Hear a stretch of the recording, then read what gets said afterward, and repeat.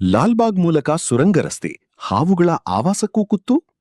ಬೆಂಗಳೂರು ನಗರದ ಸಂಚಾರ ದಟ್ಟಣೆ ಕಡಿಮೆ ಮಾಡುವ ಉದ್ದೇಶದಿಂದ ಹೆಬ್ಬಾಳದಿಂದ ಸಿಲ್ಕ್ ಬೋರ್ಡ್ವರೆಗೆ ಉದ್ದೇಶಿಸಿರುವ ಭೂಗತ ಸುರಂಗ ರಸ್ತೆ ಯೋಜನೆ ಇದೀಗ ಪರಿಸರದ ವಿಚಾರದಲ್ಲಿ ಚರ್ಚೆಗೆ ಕಾರಣವಾಗಿದೆ. ಉದ್ದೇಶಿತ ಮಾರ್ಗದಲ್ಲಿ ಲಾಲ್ಬಾಗ್ ಮಳಿ ಪ್ರವೇಶ ಮತ್ತು ನಿರ್ಗಮನ ರ್ಯಾಂಪುಗಳನ್ನು ನಿರ್ಮಿಸುವ ಯೋಜನೆ ಇದೆ. ಡಿಪಿಆರ್ ಪ್ರಕಾರ ಇಲ್ಲಿ ಎನ್ಐಟಿಎಂ ಟನಲ್, ಕಟ್ ಅಂಡ್ ಕವರ್ ಹಾಗೂ ಓಪನ್ ಕಟ್ ಕಾಮಗಾರಿಗಳನ್ನು ಪ್ರಸ್ತಾಪಿಸಲಾಗಿದೆ.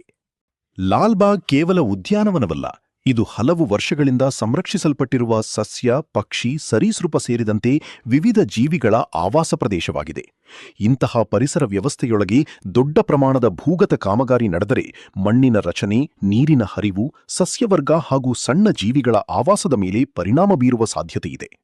ವಿಶೇಷವಾಗಿ ಹಾವುಗಳು ಸೇರಿದಂತೆ ಸರೀಸೃಪಗಳ ವಾಸಸ್ಥಳಕ್ಕೆ ಕಾಮಗಾರಿಯಿಂದ ಏನಾದರೂ ಪರಿಣಾಮ ಉಂಟಾಗುತ್ತದೆಯೇ ಎಂಬುದರ ಕುರಿತು ವೈಜ್ಞಾನಿಕ ಅಧ್ಯಯನ ಇದರ ಜೊತೆಗೆ ಲಾಲ್ಬಾಗ್ನ ಅಪರೂಪದ ಭೌಗೋಳಿಕ ರಚನೆ ಮತ್ತು ಪರಿಸರ ವ್ಯವಸ್ಥೆಯ ಮೇಲಿನ ಪರಿಣಾಮದ ಬಗ್ಗೆ ಆತಂಕ ವ್ಯಕ್ತವಾಗಿದೆ. ಈ ಹಿನ್ನೆಲೆಯಲ್ಲಿ 5 ತಜ್ಞರ ಸಮಿತಿಯನ್ನು ರಚಿಸಿ ಲಾಲ್ಬಾಗ್ನ ಭೌಗೋಳಿಕ ಹಾಗೂ ತಾಂತ್ರಿಕ ಪರಿಣಾಮಗಳ ಪರಿಶೀಲನೆ ನಡೆಸಿದೆ. ಹೀಗಾಗಿ ಅಭಿವೃದ್ಧಿ ಬೇಕು, ಆದರೆ ಲಾಲ್ಬಾಗ್ನ ಪರಿಸರ, ಜೀವವೈವಿಧ್ಯ ಮತ್ತು ಜೀವಿಗಳ ವಾಸಕ್ಕೆ ಧಕ್ಕೆಯಾಗದಂತೆ ಸುರಂಗ ಯೋಜನೆಯನ್ನು ರೂಪಿಸಬೇಕೆಂಬುದು ಪರಿಸರ ಪ್ರೇಮಿಗಳ ಒತ್ತಾಯ. ಸುರಂಗ ರಸ್ತೆ ಬೇಕೇ? ಬೇಕು, ಆದರೆ ಲಾಲ್ಬಾಗ್ ಉಳಿಯಬೇಕು ಎಂಬುದು ಸಾರ್ವಜನಿಕರ ಪ್ರಶ್ನೆ.